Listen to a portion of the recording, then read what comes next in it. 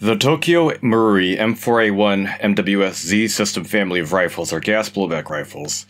Out of the box, they usually contain the rifle itself, documentation, a small accessory bag containing BBs, muzzle protector, and a front sight post adjustment tool, as well as a 30-round magazine. The rifle by default uses HFC 134A Freon gas as propellant, and gas is stored within each individual magazine. All purchased model parts, components, and accessories I have purchased with my own money. I have no sponsors or affiliations to disclose related to anything within this video. While Marui markets this as a modular rifle, and by default you can mount optics on the flat top receiver as well as on the included crowd whale for the MWS variant. What is bizarre, however, is that on that particular variant there isn't any sort of provision for mounting a sling, as it seems like Marui does not include a front sling swivel, nor does it include a more modern M2A3 style sling mount on the front of the rifle. Despite this, Marui does somehow indeed have a sling swivel on the M4A1 variant, or their M4 or M16 based AEGs. There is flex on the barrel assembly, which makes horizontal zeroing and consistency more difficult when a sling is used. The standard variant does contain a side sling swivel, similar to the modern M2A3 sling swivel. However, why that is only on the basic rifle and not on the quad rail variant is beyond me. Some other external Marui quirks out there is that the magazine release on one of the rifles I tested out is initially defective. While it is too loose and the magazine release button would crash against the receiver, at least that top problem is mitigated with the magazine release being tightened. However, having some sort of obvious fit and finish and QC issue present on Marui's more expensive and premium products is rather a problem. With another rifle and a sample of two, it seems like the magazine release is fine. The MWS in stock form using Freon HFC 134A gas with 0.2 gram BBs would shoot at approximately 75 meters per second. 30-round style magazines are able to expend all 35 BBs with one fill of the gas, even with full auto mag dumping.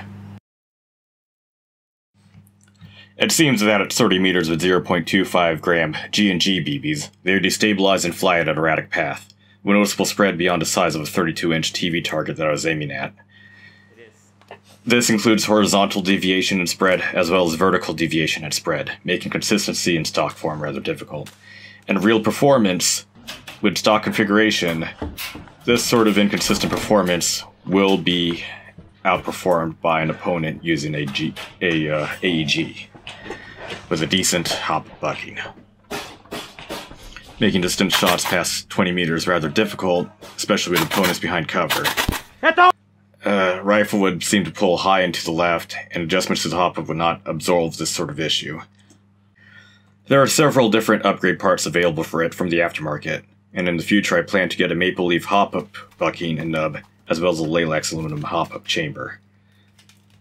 For individual hop-up buckings, the Marui M4A1 does use standard VSR-10 GBB buckings, which makes upgrades, modifications, and replacement easy.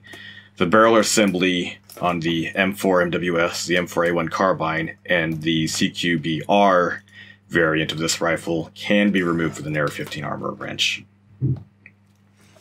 The best part of the rifle internally would probably be the trigger mechanism. It makes replacement of the grips easy, and it seems to be made of higher quality components and materials than the rest of the gun.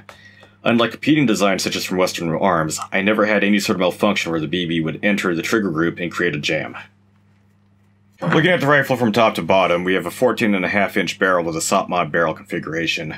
There's a barrel with a 14mm threading for airsoft attachments, and includes a standard A2 style flash harder. No sling swivel is included on the front with the MWS variant, but found on the M4A1 carbine variant. The front gas block is similar to an F-marked sight block. However, there is no sort of marking to indicate that. The front sight post can be adjusted in a similar fashion to a rail rifle. Marui gas blocks, barrel nuts, and the diameters are their own unique specification. So if you want to add aftermarket handguards of barrels, you will need to modify your parts, or get an NGRS compatible barrel nut with a aftermarket outer barrel that is spec'd to real handguards. Standard 14mm muzzle devices and tracer units do function. Here shown is an Ace-Tech tracer unit with a VFC NT4 tracer suppressor on it. The stock rear sight is useless and can wobble from side to side. The handguard is a replica of the CAC quad rail, with a removable bottom for the ability to mount an M2A3 grenade launcher. There are no grip panels included with the rifle, so if you want to add some sort of covering to the Picatinny handguard, you will have to buy aftermarket rail covers. On the standard variant, the handguards are plastic with metal linings. They are comfortable to hold, and they're adequate if you don't plan on running attachments. When a sling is mounted to the rifle, the barrel will flex and bend. In the future, I would wish to purchase an aftermarket rail system, barrel, and barrel nut assembly in the future. The upper and lower receiver are that similar to a Colt M4 carbine, with safe, semi, and full auto markings. The selector switch is not ambidextrous. Barrel nuts used are compatible with ones that also mount to the NGRS. The trigger is rather lightweight compared to a real M4, slightly mushy, but seems to have a full weight of around 4 pounds. Real pistol grips and stocks can be used on the rifle. The buffer tube has a weird contour in the rear, but that can be hidden by the stock. The buttstock, by default, is a Colt-style telescoping stock. It functions, yet may collapse forward and may have durability problems due to cheaper plastics used. Real mil-spec stocks, such as a Chris stock, will fit just fine. With real uses in fields, the limited magazine size and problematic range and accuracy at longer ranges will cause the M4 MWS rifle to struggle against a well-tuned AEG with a mid-cap magazine. Magazines are easily loaded with a gas blowback attachment to a basic pistol-bodied Marui speed loader. However, one thing I do like about this rifle is that, due to the gas blowback nature of this, it does have a much higher and more tactile trigger feel and response, which makes the rifle fun, especially in close quarters. However, in extremely tight and close areas such as indoor fields, this rifle can be unmanageable. It's still possible, but kind of clumsy. Adding a tracer unit that mimics the size of a realistic suppressor could bring the barrel length to around 20 inches, giving it the handling characteristics almost like that of an M16.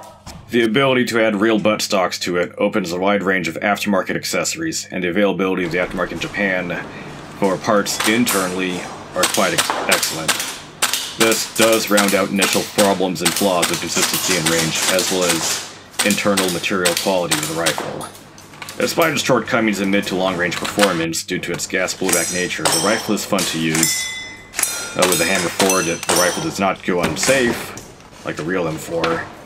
Reloading handles quite similar to an M4, and I find that to be quite fun, to be frank. In stock form, the rifle would have a better capacity and better consistency than a stock gas blowback handgun by Marui. Yet, to be competitive, outside upgrades are necessary to the hop unit and hop bucking, and perhaps a modified nozzle or aftermarket nozzle will be used to boost the FPS to that of AEGs. Which M4Z system should be bought?